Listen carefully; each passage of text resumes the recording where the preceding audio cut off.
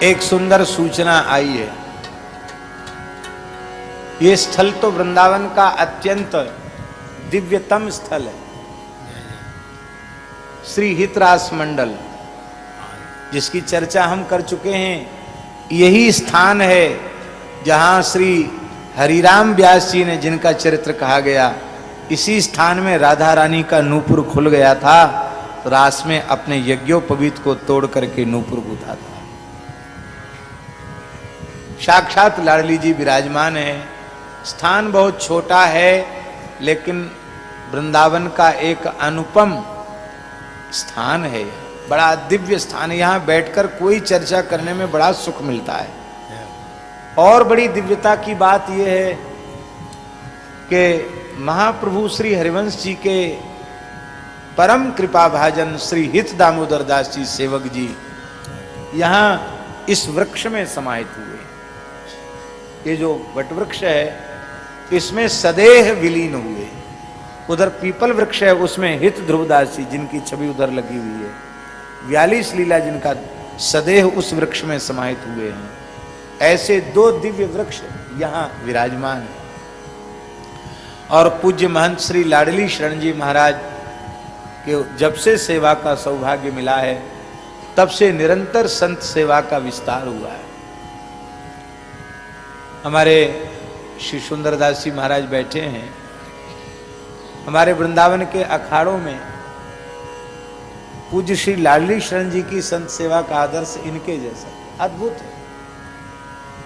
हमको तो शायद पता ही नहीं चलता कि कभी इनको क्रोध भी आता होगा क्या, इतने सरल महात्मा है। तो इनके मन में आया कि भाई कथा तो हो, वो कथा होती ही रहती, यहाँ उत्सव होते रहते हैं, अब इस स्थल का जीर्णोद्धार होना चाहिए। बहुत पुराना स्थान है। और कल रसिक माधव दास जी बोल रहे थे कि कोई बढ़िया डिजाइन वाले हों, कोई महानुभाव, तो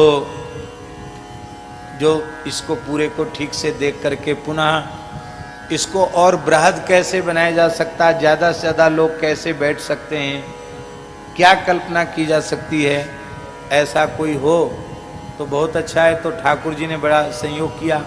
हम सोच रहे थे कि वो उत्तराखंड वाले राजेश जी नाम है ना, हम सोच रहे थे राजेश जी आ जाएं कथा में कि नहीं, लेकिन आज एकदम सामने ही बैठे हैं। तो भगवान ने इनको बहुत बड़ा गुण दिया है, ये सब निर्माण वाला गुण दिया है भगवान ने। और बहुत विशिष्ट देश के वास्तुविदों में से एक हैं। तो आप भी अपनी योग्यता यहाँ अर्पित करेंगे। तो ये बहुत दिव्य वृंदावन का रस सिद्ध स्थल है। तो ये बात भी एक नंदोत्सव की बधाई है ना, तो कोई बढ़िया सूचना मिलनी चाहिए। तो ये बधाई की ये सुंदर सूचना है, और सब लोगों को मिलजुल करके इस कार्य को भव्य से भव्य रूप देना चाहिए।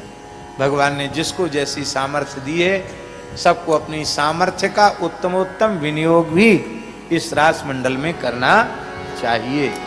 जय जय श्री राधे।